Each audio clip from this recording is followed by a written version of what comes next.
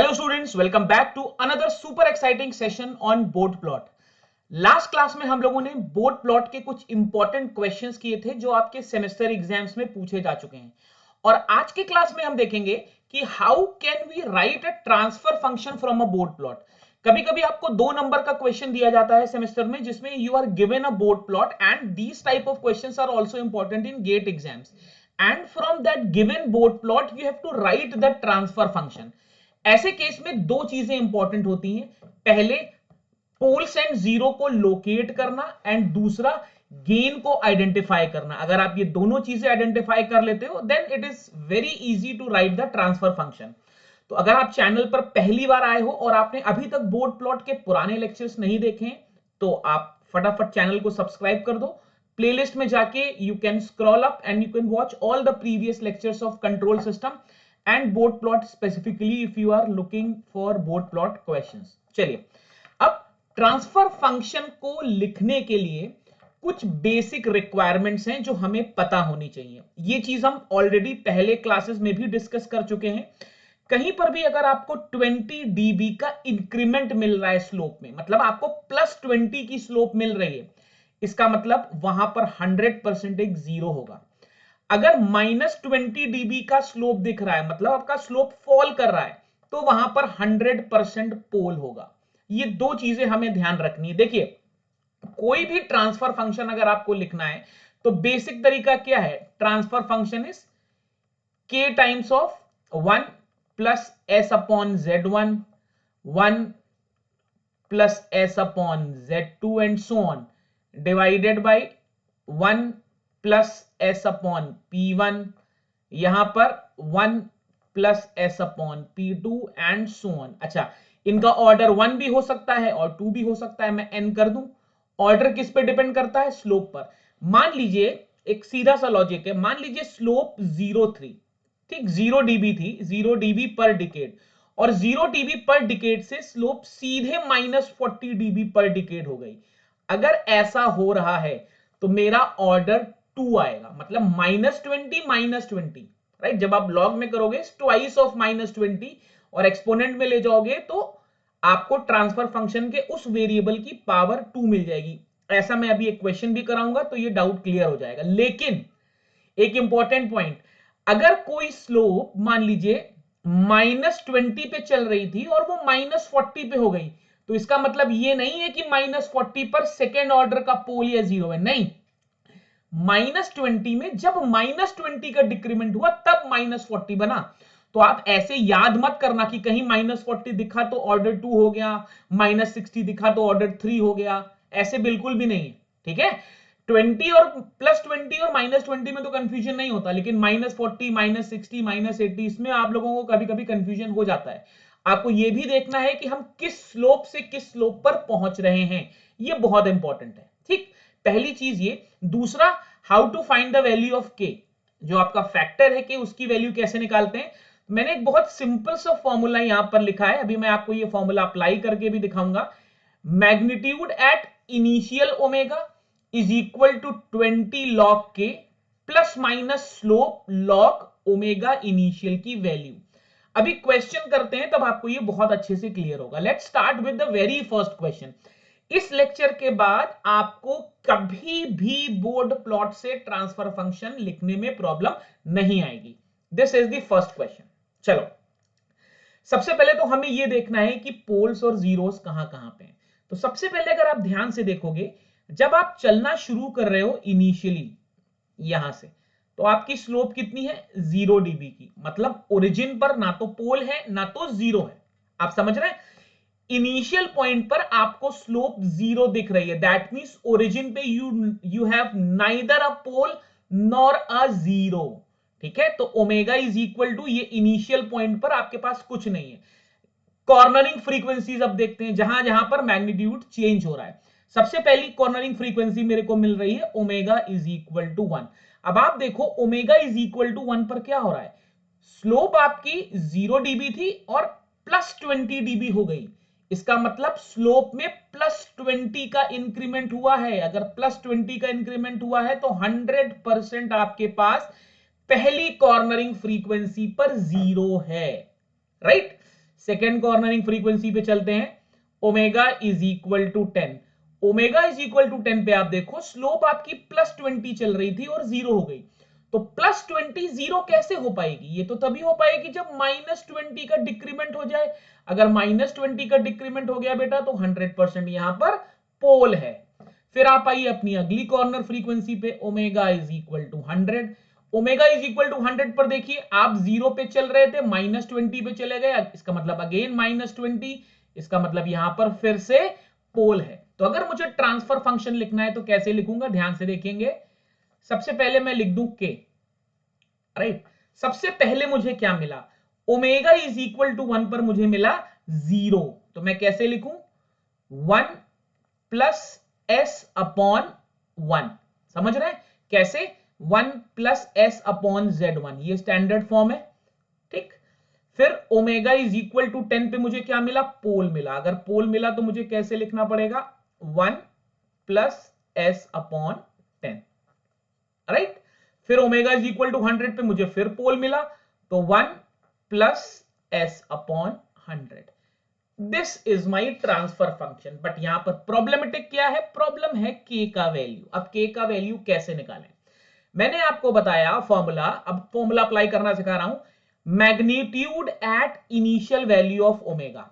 तो initial value of omega पर आप देख रहे हो आपको मैग्नीट्यूड दिया हुआ है -20, तो आपको लिखना है -20 इज इक्वल टू 20 लॉग के प्लस माइनस, यहां पर देखिए ओमेगा इनिशियल पे स्लोप, आप मुझे देख के बताओ स्लोप कितनी है। इनिशियली तो स्लोप 0 है, तो इसका मतलब यहां पर क्या लिखूंगा, 0 log omega initial. What is the initial value of omega, यहां पर इनिशियल वैल्यू ऑफ ओमेगा 1 दी हुई है, राइट। तो अब 0 से किसी भी चीज को मल्टीप्लाई करो 0 ही आएगा, तो दिस विल बी 20 लॉग के। इसका मतलब लॉग के की वैल्यू कितनी आ जाएगी, लॉग ऑफ के की वैल्यू आ जाएगी -0.1। इज दैट, सॉरी, लॉग के की वैल्यू आ जाएगी -1। के की वैल्यू कितनी आ जाएगी, के की वैल्यू आ जाएगी एंटी लॉग -1। समझ गए, right. That will be 0.1। Is that very very clear. तो मेरा ट्रांसफर फंक्शन कितना हो जाएगा बेटा, ट्रांसफर फंक्शन हो जाएगा के की जगह लिख दीजिए 0.1, यहां पर लिख दीजिए 1 प्लस एस, यहां पर लिख दीजिए 1 प्लस एस अपॉन 10, और यहां पर लिख दीजिए 1 plus S upon 100। Is that very very clear. अब आपको s is equal to J omega लिखना है, आप वैसे लिख लो फ्रीक्वेंसी डोमेन में, दैट डजंट मैटर। यहां पर अगला काम क्या कर सकते हो, आप इसको और सिंप्लीफाई कर सकते हो, दैट्स योर कॉल। 10 और 100 भाई, आप समझ रहे हो मैं क्या बोल रहा हूं, इस पार्ट को अलग सिंप्लीफाई कर लो, इस पार्ट को अलग सिंप्लीफाई कर लो, तो 1 plus S by 10, this will be s plus 10 divided by 10, 1 plus S by 100, this will be s plus 100 divided by 100। ये दोनों चीजें मल्टीप्लाई करके ऊपर चली जाएंगी, तो यू विल गेट, ये ऑप्शनल है, अगर एमसीक्यू आ रहा है तो ऑप्शन ऑब्वियसली आप देख ही लोगे, अगर नहीं आ रहा है तो आपकी मर्जी, आप ऐसे लिखना चाहो ऐसे लिख सकते हो, otherwise original form is also perfect, उसमें भी आपको कोई मार्क्स कटेगा नहीं। So this is my transfer function, right. I hope समझ में आ गया, इट्स वेरी सिंपल, सीधे सीधे ये फॉर्मूला वेरी वेरी इंपॉर्टेंट, इसको ध्यान रखिएगा तो आपका क्वेश्चन कभी गलत नहीं होगा। चलिए एक और क्वेश्चन करते हैं ऐसे ही। अब वीडियो को पॉज करो और फटाफट अपने आप लिखने की कोशिश करो, मैं बहुत तेजी में लिख रहा हूं। सबसे पहले कॉर्नरिंग फ्रीक्वेंसी देख लो, ओमेगा इज इक्वल टू 10, -20, इसका मतलब यहां पर पोल आ रहा है भाई, -20 आया पोल, -20 से -40 पे जा रहे हो, -20 से -40, इसका मतलब -20 का डिक्रीमेंट, इसका मतलब फिर से पोल आ रहा है। तो ट्रांसफर फंक्शन कैसे लिखूंगा बेटा, ट्रांसफर फंक्शन इज, ओरिजिन पर देखिए स्लोप 0 है, मतलब ओरिजिन पे ना तो पोल है ना तो 0 है, तो इज इक्वल टू के टाइम्स ऑफ, ऊपर देखिए कहीं 0 आ ही नहीं रहा है, हर जगह पोल आ रहा है, तो के times of 1 plus S upon 10, right. into 1 plus s upon 40. Is that very clear to all of you? Right? k का वैल्यू कैसे निकालेंगे? What is the initial slope? It is 20 dB. So 20 is equal to 20 log k plus minus what is the slope? Slope is 0, तो आगे कुछ भी आएगा कोई tension नहीं है। k की वैल्यू आपकी आ जाएगी एंटीलॉग 1, जिसकी वैल्यू आ जाएगी 10। तो what will be your transfer function? Your transfer function will be 10, नीचे आ जाएगा s प्लस 10, s प्लस 10, यहां आ जाएगा s प्लस 40, यहां आ जाएगा इंटू 10 इंटू 40। इसको सॉल्व कर लेना, you will get your answer. ठीक है, वेरी सिंपल। थर्ड क्वेश्चन करते हैं। Now let's change the type. अभी तक हमें इनिशियली हर बार जीरो स्लोप मिल रही थी, अब की बार इनिशियल स्लोप है। अब दिस क्वेश्चन इज गुड, ध्यान से देखिएगा। सबसे पहले कॉर्नरिंग फ्रीक्वेंसीज पहचान लेते हैं। कॉर्नरिंग फ्रीक्वेंसीज पे अगर आप ध्यान दोगे, सबसे पहले यहां पर आपका -20 चल रहा था। पहली चीज तो देखो, ओरिजिन पर स्लोप 0 नहीं है। हमारा जो स्टार्टिंग पॉइंट है, this is my starting point. Starting point पर स्लोप तो 0 नहीं है, इजंट इट? स्टार्टिंग पॉइंट पर स्लोप तो 0 नहीं है, इसका मतलब ओरिजिन पर कुछ है। अब क्या है? आपने ध्यान से देखा तो आपको नेगेटिव स्लोप दिखी, इसका मतलब ओरिजिन पर आपके पास एक पोल है। बात समझ में आई? तो पहले मैं ट्रांसफर फंक्शन का स्टैंडर्ड फॉर्म लिखता हूं। मैंने यहां पर लिख दिया कि ओरिजिन पर एक पोल था, तो मैंने नीचे शुरुआत की s से। फिर मैं आगे जाता हूं 4 पे। 4 पे मुझे -20 से -40, इसका मतलब यहां पर डिक्रीमेंट हो रहा है, इसका मतलब फिर से पोल है। कहां पे? 4 पे। तो क्या लिखूंगा? 1 प्लस s/4। फिर मैं आगे गया 10 पे, -40 से -20, -40 से आप -20 पे पहुंच रहे हो, मतलब +20 dB का इंक्रीमेंट हो रहा है। अगर +20 dB का इंक्रीमेंट हो रहा है, इसका क्या मतलब हुआ? इसका मतलब यहां पर आपके पास एक 0 है। अगर 0 है तो क्या मैं 1 प्लस s/10 लिख दूं? राइट? फिर मैं आता हूं 30 पे। 30 पे मैं देख रहा हूं -20 से मैं -40 पे जा रहा हूं, मतलब फिर से डिक्रीमेंट है। अगर फिर से डिक्रीमेंट है, इसका मतलब फिर से पोल है, तो 1 प्लस s/30। यहां पर मेरे को फिर से पोल मिल गया। Very clear? ठीक, इसको आप सॉल्व कर लेना। मैं आपको इस क्वेश्चन में ये निकालना बताता हूं। This is interesting. देखिए, सबसे पहले मैं फॉर्मूला लिख देता हूं। m at omega initial is equal to 20 log k plus minus slope into log omega initial। ठीक, अब प्लस माइनस का मतलब हुआ, अगर स्लोप इंक्रीजिंग है तो प्लस, अगर डिक्रीजिंग है तो माइनस। अब ओमेगा इनिशियल पर वैल्यू कितनी दी है? देखिए, ओमेगा इनिशियल पर आपको वैल्यू दे रखी है 60 dB, तो आपका कैलकुलेशन स्टार्ट कहां से होगा? 60 dB से स्टार्ट होगा। Is that very clear? I guess बात समझ में आ रही है। अच्छा, इस क्वेश्चन में this is given as 1, this point is given as 1। ठीक, चलो, तो हमने स्टार्ट किया 60 dB से, is equal to 20 log k -20। देखिए, यहां पर इस जगह मैंने -20 लिखा, क्यों? क्योंकि मेरी डिक्रीमेंट स्लोप थी, गिरती हुई स्लोप थी। And what was the initial value of omega? Omega was 1, तो this is log 1। log 1 is 0, तो log k is equal to 3, so k is equal to 1000। अगर k 1000 है तो माय ट्रांसफर फंक्शन इज, लिख पाओगे आप, 1000 1 plus s/10। मैं general form में लिख रहा हूं, आप सिंप्लीफाई करके चेक कर सकते हो। s 1 plus s/4 and 1 plus s/30। I guess logic सबको क्लियर है, देयर इज नो प्रॉब्लम और डाउट इन इट। चलो, एक और क्वेश्चन करते हैं इसी टाइप का। चलिए, अब इस क्वेश्चन में भी बहुत सारी चीजें आपको गिवन है।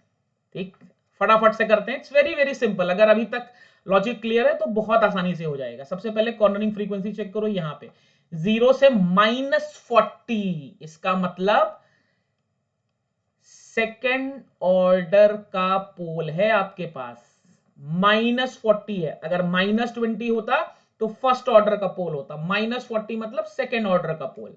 यहां पर आइए, -40 से -20 जा रहे हो मतलब 0। क्यों?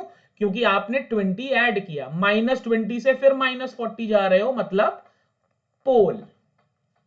यस, आई होप क्लियर है। अच्छा, एक चीज और देखो ध्यान से, ये वैल्यू ऐसी जा रही है, इसका मतलब जब आप m omega initial is equal to 20 log k plus -0 आ जाएगा। What is m omega initial? This is given 20, तो 20 is equal to 20 log k। समझ, आई गेस बात समझ में आ रही है। log k की वैल्यू आपकी आ गई 1। ठीक, निकाल लोगे बिल्कुल ऐसे जैसे इस क्वेश्चन में आपने किया था। log k आया था कहां पे, ये log k की वैल्यू 1, k की वैल्यू 10, तो यहां से आपने सीधे k की वैल्यू रख दी 10। अब शुरू करते हैं ट्रांसफर फंक्शन लिखना। चलिए, सबसे पहले k की वैल्यू मुझे पता चल चुकी है 10। अब 1 पे मुझे क्या मिला? सेकेंड ऑर्डर का पोल मिला। अगर सेकेंड ऑर्डर का पोल मिला तो इसका मतलब मुझे क्या लिखना पड़ेगा? स्ट्रेट लाइन, सेकेंड ऑर्डर के पोल का मतलब हुआ 1 प्लस s अपॉन, किस पॉइंट पे था? It was at 1, 1 plus s upon 1, second order का है तो पावर 2। ठीक, फिर मुझे मिला 5 पर एक 0, इसका मतलब 1 प्लस s बाई 5, राइट। फिर मुझे मिला 10 पे एक फर्स्ट ऑर्डर का पोल, इसका मतलब 1 plus s upon 10। This is my transfer function. I guess सभी को कॉन्सेप्ट बिल्कुल क्रिस्टल क्लियर हो गया है। It's a very very easy question. एक और क्वेश्चन है, लास्ट क्वेश्चन, ये मैं आपको होमवर्क में दे रहा हूं। Tell me the answer in the comment section if you are watching the video. बहुत सिंपल क्वेश्चन है, बहुत सिंपल क्वेश्चन है। के का वैल्यू मैं आपको बता देता हूं, आपको डाउट रहेगा। m omega initial is equal to 20 log k plus minus slope log omega i। ये फॉर्मूला आपको लगाना है। ये आपको दिया हुआ है 80 is equal to 20 log k plus minus, minus का स्लोप है तो let us write -20। what is the initial value of omega? The initial value of omega given is 1. Now I guess you can find the value of k and comment me the answer in the comment section, right? I hope आपको ये lecture समझ में आया होगा। With this we conclude a very important part of board plot. अब next class में हम phase margin और गेन मार्जिन देखेंगे and then we'll move on to second order systems. I guess in 2-3 classes we'll finish board plot. अगर आप इस साल इस सेमेस्टर में कंट्रोल सिस्टम पढ़ रहे हो, चाहे आप इलेक्ट्रिकल के हो, चाहे इलेक्ट्रॉनिक्स के हो, चाहे EI EM किसी भी ब्रांच के हो, you will get the complete control system syllabus on this playlist. You can subscribe us and let's catch up very soon in the next session. Till then, stay healthy, stay safe.